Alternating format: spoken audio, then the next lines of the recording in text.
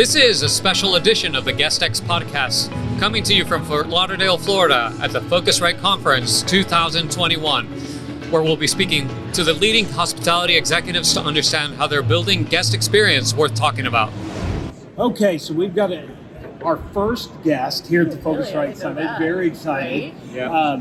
Julie Brinkman, who's now the CEO. Congratulations, by the way. So you were at Beyond Pricing, but you were the COO prior, right? And then but you came from a travel, I guess would you consider you were at Groupon, which I would say is kind of tours and attractions and that travel adjacent space. So you're in the vicinity. That's right. I started as COO actually March 2nd of 2020, which was a great time to start. Excellent. In travel. March 15th would have probably been just even better, right? Yes, even better. I guess if you had to describe sort of categorically, my tech experience is all focused on small to medium-sized businesses. So a lot of owner-operators finding and using technology to better their business practices. So it started with Groupon. How do we pre-MailChimp, pre-email marketing? How do we get in front of more users, optimize inventory, that sort of thing, and then moved over to HR tech, and then found my way over to Beyond Pricing. So my first stint in vacation rentals, as a vertical, but it's been quite a ride. It's a perfect background for vacation rentals. We were talking right before we came on. A lot of entrepreneurs, a lot of small businesses, right, that are looking for help in how to grow and market and make their businesses more efficient. I think that's why you see a lot of vendors in this space right now, because there's a lot of help to go around. Especially with the pricing industry. Yes, right? Yeah, definitely with pricing. I think most property managers are very good at running vacation rentals on the ground, but don't have a really good understanding of how to price the units, especially with the way the industry is moving right now. Yeah. So it'd be really interesting to find out from you guys what the vision is on Beyond, especially since you've taken over as CEO. Yeah, so what we like to say is we are here for property managers and owners for anything that they need to get, grow, and keep revenue. And so today what that means is where we started, so dynamic pricing. Dynamic pricing is automated pricing adjustments that happen based on day of week, seasonality, or events that we detect. And as we develop that product, we also noticed that getting those prices to a channel on a consistent basis where you don't have double bookings is harder than it looks. And so we also developed an OTA syncer as well that we like to offer to our customers when they don't have the ability to get to certain OTAs because of PMS that they work with, for example. And then another bucket that we took advantage of in 2020 was we bought the software assets of Blizzard Internet Marketing. And so we have developed our website and direct booking engine as well, because as you know, as a property manager, getting Airbnb and Vrbo bookings is pretty expensive. And so we want to help our customers build up their direct booking base. And then, overlaid on all of that is the data that powers each of these tools. And we believe that property managers and owners should have access to that data. So we also have our insights and data and analytics platform as well that we offer to people for free. Very interesting. Yes. So this is where the conversation gets interesting for us, which is data. Yes.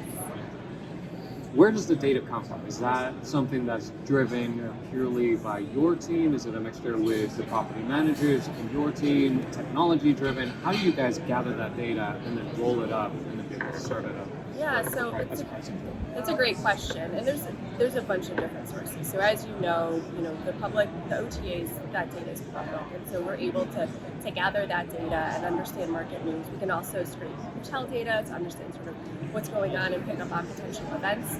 We also use our own data to power up our algorithm, and we do have a team of humans, known as revenue managers in our business, who are always tweaking the algorithm. We don't have just one algorithm, all of the algorithms that really power the pricing behind all of our customers. Very interesting. Yeah, it is. One of the questions I think is how automated can we get with it? Yeah. As someone who has a background in some of the activities as well, coming from, I will tell you, Explore's standpoint, we've always kind of argued that the better you know the guest, that changes the pricing, right? What does this guest do when they come here, and how can I be a part of that experience?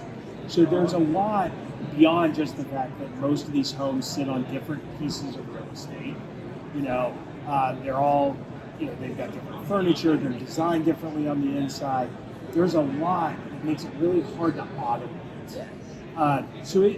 What is kind of Beyond's thoughts on that right now? Is it that you want to try to give them kind of the fence in the yard and say, look, here's the high point, here's the low point, but within that, that's where they've got to kind of take control of their business and their local knowledge? Is that the thought?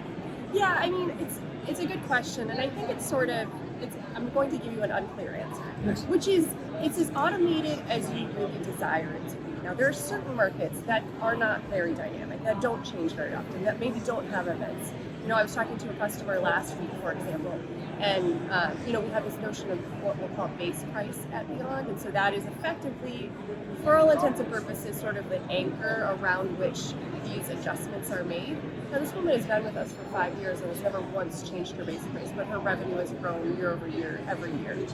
Now, that's a pretty static market, not a lot of changes happening, but for more often than not, there are event changes, there are macroeconomic changes. And so what we want to do is we want to give you the tools in order to make changes, but also make suggestions automatically. So we're changing the price for you, and then we're throwing in some sort of watches that'll tell you whether or not we're on pace or off pace. If you're booking ahead of next year, your occupancy is higher than it was this time last year. We'll probably tell you in the platform to increase the base price, or we'll do it for you. So it really depends on sort of that user desire, whether they want to get in there and tweak the bells and whistles, or they want to just step back and have us automate it all. Some of the products you mentioned, I didn't realize that you guys had gotten into a little bit of the distribution, the channel management side. I'm guessing that's for more of your individual vacation rental by owner, not to be confused with Verbo, but I have a second home, right, and maybe don't run a property management software system. Is that who kind of is using that product more, or are you seeing that being used by the professional operators as well? Yeah, I mean, we don't store reservations. In fact, we can't really, that product doesn't really work for those owners. Right. It is the larger property managers that we're able to leverage this technology that don't have access in an automated or consistent way to the channels, via their PMS. We're also, we also operate at a pretty low cost, so we're able to, give them that access. That's interesting. Do you have any of your property managers who, I think, Brian, you and I talked about this. Obviously, right now, inventory's key.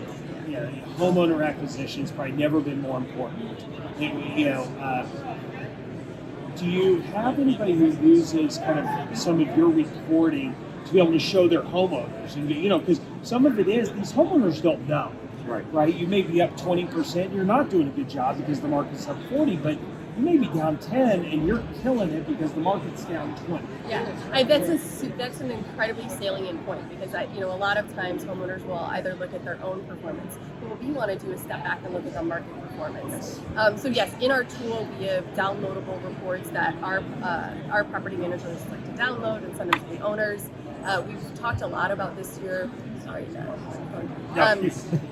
talked a lot about this year revenue per available night. So RevPan, not only on your listing, but also relative to market. That will clear out any of the blocks or the maintenance holes that owners have, and really show you on a per listing basis how you're performing relative to the market. Did you hear that, Brian?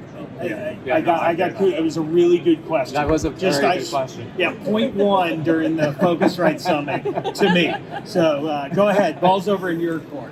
I'd like to know what you guys are doing, especially with the guest experience side of things. When we talk about the data that Matt's starting to see through activities, is that something that you guys are starting to consider?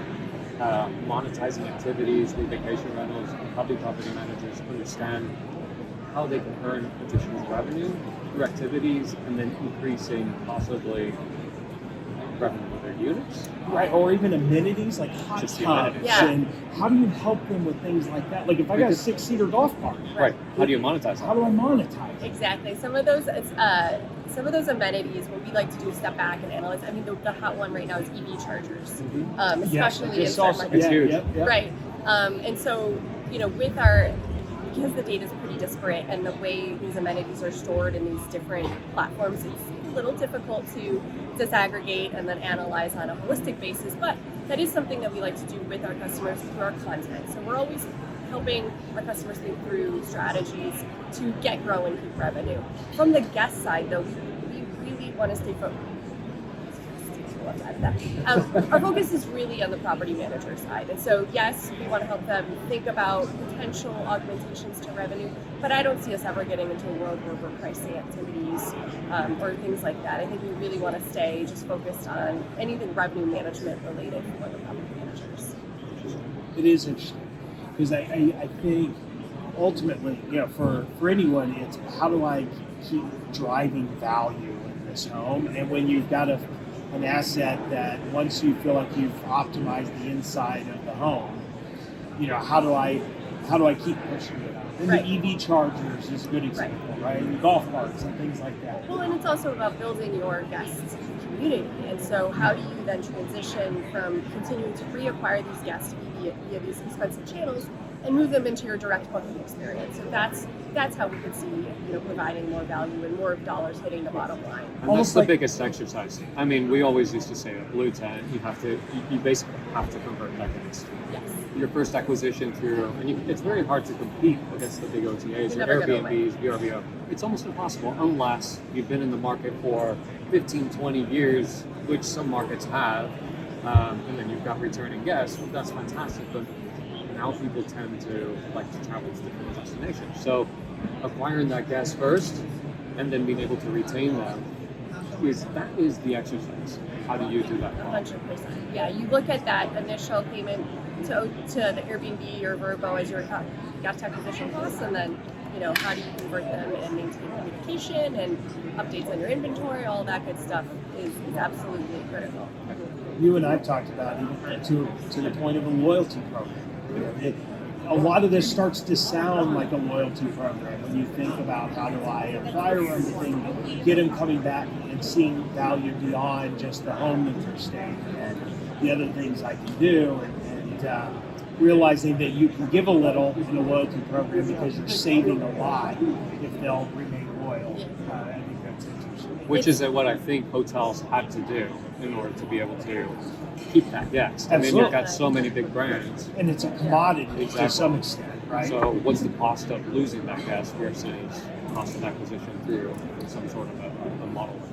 Well, it's also sort of a conundrum that our customers have to balance, because you have your owners, which you have to keep satisfied and returns high, and you have your returning guests. And when you have our platform, which sits in the middle, and we observe changes in demand or supply, and you start to see prices going pretty high, some property managers will get a little uncomfortable with, well, what about my loyal guests? And we like to give them the advice, take that opportunity, improve the unit, add a bottle of wine. These little tweaks to the experience can make a guest feel, like what they paid for was really, really worth it. The guests want that connection. They want to know that you know them, right? Exactly. And it's Norm when he walked in the bar at Cheers, right? It didn't have to be the cheapest beer to get in Boston, but when he walked in, everybody yelled his name, and that was so. As we wrap up, tell me, what do you? You're coming here to the Phocuswright Summit. What are you hoping to get out of it? Your first summit as the CEO of Beyond. What are you looking for? Yeah, this is a different side to the industry, right? So, having started at Beyond, as I mentioned, in March of 2020, this past season was my first conference season. So, going to Europe and feeling those conferences, and then Vrbo was a little bit different. Now here you have a lot of the strategics, a lot of the investors. It's really just rounding out my perspective of what the industry is.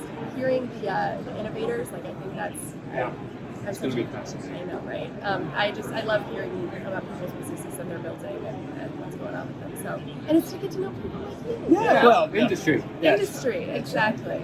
And I do think for the vacation rental industry, which I would say is somewhat underrepresented at Phocuswright. This I think generally tends to be about the bigger sides of the industry, flights and hotels and the channels, right?